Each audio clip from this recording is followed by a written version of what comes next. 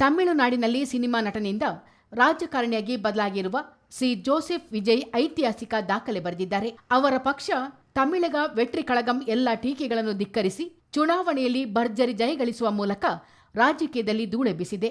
ವಿಜಯ್ ಆಯ್ಕೆ ಮಾಡಿಕೊಂಡಿರುವ ಅಭ್ಯರ್ಥಿಗಳು ಸಮಾಜದ ನೋವು ನಲಿವುಗಳನ್ನು ಅನುಭವಿಸಿದವರು, ಬಡವರು, ಕೆಳವರ್ಗದವರು, ಪ್ರಾಮಾಣಿಕರು, ಸೇವಾ ತತ್ಪರರು, ಹೀಗೆ ಸಮಾಜದ ಎಲ್ಲ ಸ್ತರಗಳ ಮನಸ್ಸುಗಳನ್ನು ವಿಜಯ್ ಹೆಕ್ಕಿ ತೆಗೆದಿದ್ದಾರೆ. ಆ ಮೂಲಕ ಪ್ರಜಾಪ್ರಭುತ್ವಕ್ಕೆ ಅರ್ಥ ತುಂಬಿದ್ದಾರೆ. ಆರ್ ಶಬರಿನಾಥನ್ ಇವರು ವಿಜಯ್ ಕಾರು ಚಾಲಕನ ಪುತ್ರ.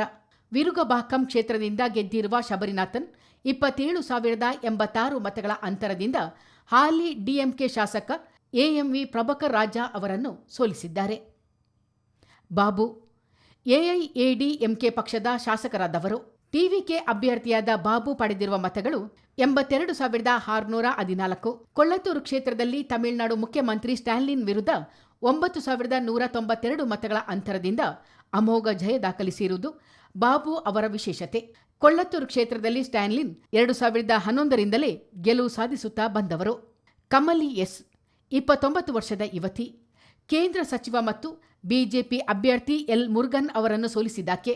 84,209 ಮತ ಪಡೆದ ಕಮಲಿ ಅವನಾಶಿ ಕ್ಷೇತ್ರದಲ್ಲಿ 15,373 ಮತಗಳ ಅಂತರದಿಂದ ಮುರುಗನ್ ಅವರನ್ನ ಮಣಿಸಿದ್ದಾರೆ. ವಿಎಸ್ ಮುಸ್ತಫಾ ಮದುರೈ ಸೆಂಟ್ರಲ್ ಕ್ಷೇತ್ರದಿಂದ ಸ್ಪರ್ಧಿಸಿದ್ದ ವಿಎಂಎಸ್ ಮುಸ್ತಫಾ ಆಲಿಯಸ್ ಮದುರಾಸ್ ಬಬ್ರುದ್ದೀನ್ ಡಿಎಂಕೆ ಸಚಿವ ಪಳನಿವೇಲ್ ತ್ಯಾಗರಾಜ ಅವರನ್ನು ಮಣಿಸಿದ್ದಾರೆ.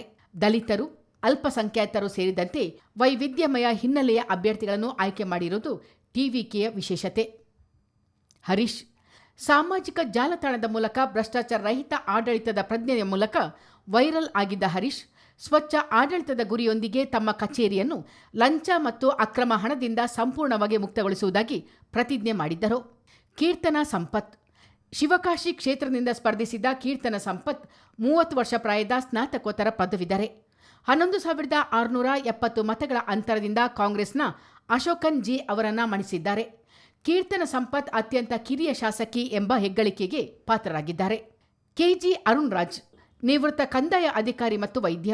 ಇವರು ಪೆರಂಬಲ್ಲೂರು ಜಿಲ್ಲಾಧಿಕಾರಿಯಾಗಿ ಸೇವೆ ಸಲ್ಲಿಸಿದ್ದಾರೆ. ತಿರುಚೆಂಗೋಡ್ ಕ್ಷೇತ್ರದಿಂದ ಸ್ಪರ್ಧಿಸಿದ ಅರುಣ್ ರಾಜ್ 79,500 ಮತಗಳನ್ನು ಪಡೆಯುವ ಮೂಲಕ ಎಐಎಡಿಎಂಕೆ ಅಭ್ಯರ್ಥಿ ಆರ್ ಚಂದ್ರಶೇಖರ್ ಮತ್ತು ಕೆಎಂಡಿಕೆ ಅಭ್ಯರ್ಥಿ ಆರ್ ಈಶ್ವರನ್ ಅವರನ್ನ ಮಣಿಸಿದ್ದಾರೆ.